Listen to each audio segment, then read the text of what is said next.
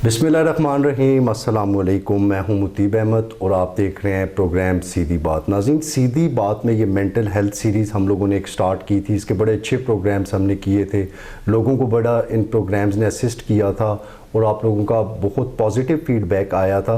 तो इसमें एक गैप आ गया था इस सीरीज़ में, काफ़ी टाइम से कोई प्रोग्राम हम कंडक्ट नहीं कर सके थे।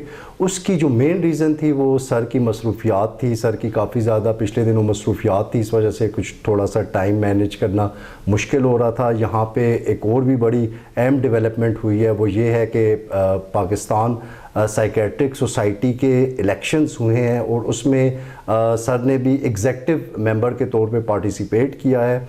और यहाँ पे जो गुड न्यूज़ है वो ये है कि सर ने वो इलेक्शंस नेशनल लेवल पे विन कर लिया है। तो सर, सबसे पहले तो मैं कॉन्ग्रेचुलेट करूँगा, आपने ये इलेक्शन विन किया। जी, अस्सलाम वालेकुम, शुक्रिया, थैंक यू। नाज़रीन, आज हम लोग एक और मेंटल हेल्थ से रिलेटेड इशू है मेनिया।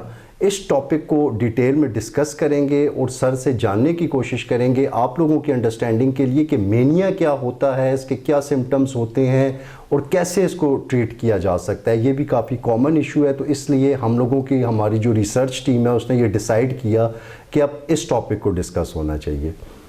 तो सर, मेनिया के हवाले से आज डिस्कस करना है। जी, मेनिया एक कैफियत या जहनी बीमारी का नाम है जिसमें तबीयत में तेज़ी का रुझान पैदा हो जाता है, और जिन लोगों के ऊपर ये कैफियत होती है उनको अक्सर अपनी बीमारी का पता नहीं चलता, उनको अंदाज़ा नहीं होता, और इस तबीयत में तेज़ी के साथ आपके रोज़मर्रा के मामूलात और आपकी फंक्शनैलिटी उसके ऊपर बड़ा नेगेटिव असर पड़ता है और बाज़ औक़ात बहुत बड़ा नुकसान भी इंसान कर बैठता है। सर, यहाँ पे सेकंड क्वेश्चन मैं आपसे ये करना चाहूँगा कि मेनिया या बाइपोलर डिसऑर्डर के वर्ल्ड हेल्थ ऑर्गेनाइजेशन के मुताबिक क्या अदाद शुमाल या फैक्ट्स एंड फिगर्स हैं?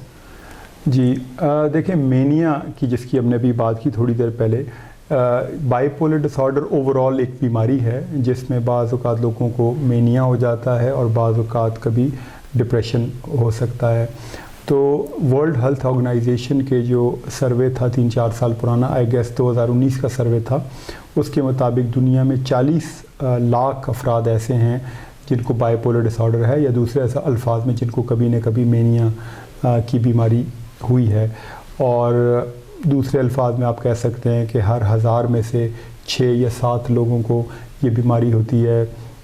टोटल आबादी का 0.53% लोग हैं जिनको बाइपोलर डिसऑर्डर है, जिनको कभी न कभी मेनिया का अटैक हुआ है, और मर्दों और औरतों में शरह तकरीबन बराबर ही है। सर, आपने मेनिया के हवाले से बताया, उसके बाद आपने फैक्ट्स एंड फिगर्स बताए, तो सर मेनिया की अलामात क्या होती हैं या क्या इसके जो अपेरेंट सिम्टम्स हैं वो क्या हैं?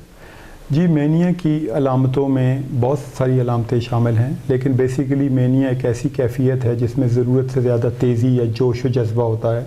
तो लोगों के अंदर खुशी, बहुत ज़्यादा खुशी महसूस करने, बाज़ लोग उसको ऐसे डिस्क्राइब करते हैं जैसे as if I am on top of the world, यानी ऐसी खुशी जो आपने पहले कभी देखी ना हो। बाज़ औक़ात लोगों में ज़रूरत से ज़्यादा गुस्सा आना, चिड़चिड़ापन, लड़ाई झगड़े करना, बातें आम रूटीन से ज़्यादा करना, नींद या बिल्कुल ख़त्म हो जाती है या बहुत कम हो जाती है, आपके खाने पीने की आदत पर असर पड़ता है। बहुत सारे लोग खाना पीना छोड़ देते हैं, उनको लगता है मैं खाने पीने की ज़रूरत ही नहीं है, और बाज़ लोग ज़रूरत से ज़्यादा खाना पीना शुरू कर देते हैं। उसके अलावा चूँकि आपको अपनी ज़ुबान पे और एक्शंस पे कंट्रोल नहीं रहता, तो मुंह में जो कुछ आए लोग बोलते रहते हैं, जिसकी वजह से कुछ ऐसी बातें जो मुनासिब नहीं होती बड़ों के सामने या ख़वातीन के सामने करना, वो बातें भी निकल आती हैं। लोगों में लड़ाई झगड़े का रुझान बढ़ जाता है, और नशावर चीज़ें, ड्रग्स एंड अल्कोहल, उनकी तरफ मिलान पैदा होता है, और कुछ लोग कार एक्सीडेंट्स में इन्वॉल्व हो जाते हैं, लड़ाई झगड़े में इन्वॉल्व हो जाते हैं। तो एक पूरा स्पेक्ट्रम है, बाज़ लोगों में हल्की अलामतें होती हैं और बाज़ लोगों में एक्सट्रीम अलामतें होती हैं, और ऐसी एक्सट्रीम अलामतें भी बाज़ लोगों में हो सकती हैं जिसमें ऐसी बातों का जहन में आना जिनका हकीकत में वजूद ना हो, जिनको हम डिल्यूजन्स कहते हैं, और बाज़ औक़ात ऐसी चीज़ें दिखाई देना या सुनाई देना जो हकीकत में ना हो, जिनको हम हेलुसिनेशंस कहते हैं। एक्सट्रीम केसेस में ये अलामतें भी हो सकती हैं। सर, मेनिया आम जोश या आला तवानाई के मूड से कैसे मुख्तलिफ है? जी, ये बहुत आपने अच्छा क्वेश्चन किया, क्योंकि मेनिया की जो अलामतें हैं, तबीयत में तेज़ी आना, جوش و جذبہ پیدا ہونا، یہ وہ چیزیں ہیں جو ہم میں سے ہر آدمی چاہتا ہے کہ میری طبیعت میں یہ چیزیں موجود ہوں. لیکن عام طور پہ جو جوش و جذبہ ہوتا ہے یہ آپ کی فنکشننگ کو امپروو کرتا ہے، آپ جس شعبے میں کام کریں آپ کی کارکردگی کو بڑھاتا ہے. یہاں پہ مینیا میں جس جوش و جذبے کی ہم بات کر رہے ہیں یہ ضرورت سے زیادہ ہے، یہ آپ کی فنکشننگ کو خراب کرتا ہے، آپ کے تعلقات کو، آپ کو کام کرنے کی صلاحیت کو، ہر چیز کے اوپر نیگیٹو امپیکٹ پڑتا ہے، اور آپ ایسی غلطیاں کرنے لگ جاتے ہیں جو عام حالات میں نہیں کرتے. اور جب لوگ اس اٹیک سے باہر آتے ہیں تو بعض لوگ ایسا نقصان کر جاتے ہیں جو ناقابل تلافی ہو سکتا ہے. تو یہ عام جوش جذبہ توانائی اور مینیا کا جوش جذبہ توانائی ان میں بہت بڑا فرق ہے. سر مینیا کی وجوہات کیا ہیں؟ جی جیسے کہ تمام ذہنی بیماریوں میں ایک بڑی وجہ جینز، جینیٹک فیکٹر یا فیملی ہسٹری ہے. یعنی اگر آپ کے خاندان میں خاص طور پہ فرسٹ ڈگری ریلیٹیو یعنی سکا والد والدہ بہن بھائی فرسٹ کزنز ان میں بائی پولر ڈس آرڈر کی ہسٹری ہو تو آپ کو ہونے کا رسک بڑھ جاتا ہے. اس کو ہم جینیٹک فیکٹرز بولتے ہیں. اس کے علاوہ آپ کی زندگی میں ہونے والے واقعات خاص طور پہ اسٹریسفل ایونٹس جو ہیں، پریشانیاں، وہ بعض اوقات بائی پولر ڈس آرڈر یا مینیا کی بیماری کو ٹریگر کر سکتی ہیں، یعنی ان کی وجہ سے پیدا ہو سکتا ہے. اور اس کے علاوہ آپ کے ذہن میں پیدا ہونے والے بہت سارے جو کیمیکلز ہیں ان کا اتار چڑھاؤ وہ بھی اس بیماری کا سبب بن سکتا ہے. آج کل کے ماحول میں اور حالات میں ہم دیکھ رہے ہیں کہ نشہ آور چیزیں خاص طور پہ چرس، آئس، پلز، الکحل، ان کے استعمال سے بہت سارے لوگوں میں مینیا کی بیماری پیدا ہونے میں بہت حد تک کنٹریبیوٹ کر سکتے ہیں یہ چیزیں. تو ملٹی فیکٹوریل ہے overall bipolar disorder, لیکن موٹی موٹی چیزوں کا میں نے ابھی ذکر کیا ہے جو اس میں کنٹریبیوٹ کرتی ہیں. سر مینیا کی تشخیص یا ڈائگنوسس کا عمل کیسے ہوتا ہے اور اس کی ٹریٹمنٹ کے حوالے سے بھی بتا دیں. جی تشخیص تو بنیادی طور پہ کلینکل ہے، یعنی اس سے مراد یہ ہے کہ آپ جب کسی سائیکیٹرسٹ کے پاس جاتے ہیں تو وہ سائیکیٹرسٹ مریض کو بھی دیکھتا ہے اور مریض کے ساتھ آنے والے جو لوگ ہیں ان سے بھی ہسٹری لیتا ہے اور اپنا ایگزامینیشن کرتا ہے یا معائنہ کرتا ہے. تو اس کی جو تشخیص ہے وہ بنیادی طور پہ ہسٹری اور معائنے کے اوپر ڈپینڈ کرتی ہے. بعض اوقات ہم کچھ بلڈ ٹیسٹ بھی کروا لیتے ہیں تاکہ ہمیں ڈائگنوز کرنے میں آسانی ہو، خاص طور پہ جہاں پہ ڈرگس کا شک ہو کہ اس پیشنٹس نے پہلے ڈرگز استعمال کی ہیں یا آج کل استعمال کر رہا ہے. اور کچھ عام جسمانی بیماریاں ہیں جو بعض اوقات مینیا کی طرح کی علامتیں پیدا کر سکتی ہیں، تو ان کو ایکسکلوڈ کرنے کے لیے ہم کچھ بلڈ ٹیسٹ بھی کر لیتے ہیں یا بعض اوقات سی ٹی اسکین کر لیتے ہیں. لیکن بنیادی طور پہ جو ڈائگنوزز ہے وہ ہسٹری اور معائنے کے اوپر ڈپینڈ کرتی ہے. اب جو آپ کا سوال کا دوسرا حصہ ہے ٹریٹمنٹ، تو ٹریٹمنٹ بنیادی طور پہ مینیا چونکہ ایک سیریس بیماری ہے اور جیسے میں نے پہلے کہا بعض اوقات اس میں رسک اس حد تک بڑھ جاتا ہے کہ ناقابل تلافی نقصان ہو سکتا ہے. تو اس لیے ہماری کوشش ہوتی ہے کہ مریض کو کچھ دنوں کے لیے اسپتال میں انڈر آبزرویشن اس کو داخل کیا جائے، اور داخل کرنے کے بعد دوائیاں ہیں جن میں موڈ سٹیبلائزرز، اینٹی سائیکوٹکس یا بینزوڈائزپینز ہیں. یہ وہ دوائیاں ہیں جن کے ذریعے مریض کی حالت کو بہتر کرنے کی کوشش کی جاتی ہے. بعض اوقات اگر مریض جب تھوڑا سٹیبل ہو جاتا ہے تو اس میں ہم سائیکو تھراپی کی طرف بھی جاتے ہیں، اور ایکسٹریم کیسز میں الیکٹرو کنورسو تھراپی یا مشینی علاج اس کی بھی ضرورت پڑ سکتی ہے.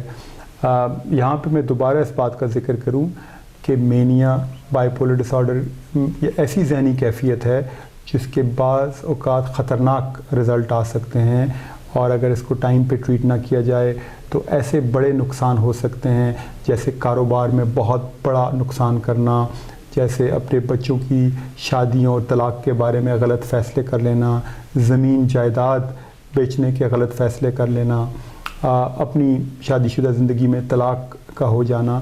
اس کیفیت کے دوران ہم نے ایسے بڑے بڑی چیزیں دیکھی ہیں. بعض اوقات لوگ اس کیفیت میں لڑائی جھگڑے میں قتل بھی ہو سکتا ہے. تو سیریس کنڈیشن ہے اور اس کی ٹریٹمنٹ کو سیریس لینا چاہیے. آخر میں آپ سے یہ پوچھنا چاہوں گا کہ جو مینیا سے گزر رہا ہوتا ہے یا جو مینیا کا پرابلم ہوتا ہے جس بندے کو، اس کو خود تو جس طرح سے ابھی آپ نے بڑی ڈیٹیل میں بتایا کہ اس کو خود تو اس بندے کو اندازہ اس چیز کا نہیں ہوتا، تو اس کے ممبرز آف فیملی یا خاندان والے کیسے اور کہاں سے رہنمائی حاصل کر سکتے ہیں اس حوالے سے؟ جی آپ نے یہ بہت اچھا کوشچن کیا، کیونکہ ہم اس بات کو پہلے کر چکے ہیں کہ جو آدمی مینیا کی بیماری میں سے گزر رہا ہوتا ہے اس کو اکثر اس بات کا احساس نہیں ہوتا کہ وہ بیمار ہے، اور فیملی ممبرز کو اور دوستوں کو پتہ چل جاتا ہے کہ طبیعت میں ایسی چینجز ہیں جو پہلے نہیں تھیں اور یہ کسی بیماری کی طرف اشارہ کرتے ہیں۔ تو پہلا سٹیپ تو یہی ہے کہ آپ اویئرنیس، کہ آپ کو پتہ چل جائے کہ کوئی مسئلہ ہے، تو آپ اپنی طور پہ کوشش کریں کہ کسی طریقے سے اس نقصان کو منیمائز کریں، ان کو سمجھانے کی کوشش کریں، ماہر نفسیات کے پاس لے کے جائیں، اور اگر وہ نہ جائیں تو ایٹ لیسٹ آپ خود چلے جائیں سائیکیٹرسٹ کے پاس، جا کے ان کی کنڈیشن دکھا کے ان کے بارے میں مشورہ کر لیں۔ ویسٹرن ورلڈ میں تو اس کے بارے میں باقاعدہ لا ہے، قانون ہے مینٹل ہیلتھ لا، جس کے انڈر آپ لوگوں کو ٹریٹ کر سکتے ہیں۔ اسٹیٹ کے پاس یہ پاور ہوتی ہے کہ سائیکیٹرسٹ جو ہے مریض کی مرضی کے بغیر بھی اس کا علاج کر سکتا ہے، لیکن پاکستان میں لاز نہیں ہیں، اور اگر ہیں بھی تو امپلیمنٹ نہیں ہوتے، تو پھر فیملی اور ڈاکٹر مل کے مریض کو اسپتال میں داخلہ کرنے کے بارے میں فیصلہ کرتے ہیں، کیونکہ اکثر لوگوں کو اسپتال میں داخلے کی ضرورت پڑتی ہے۔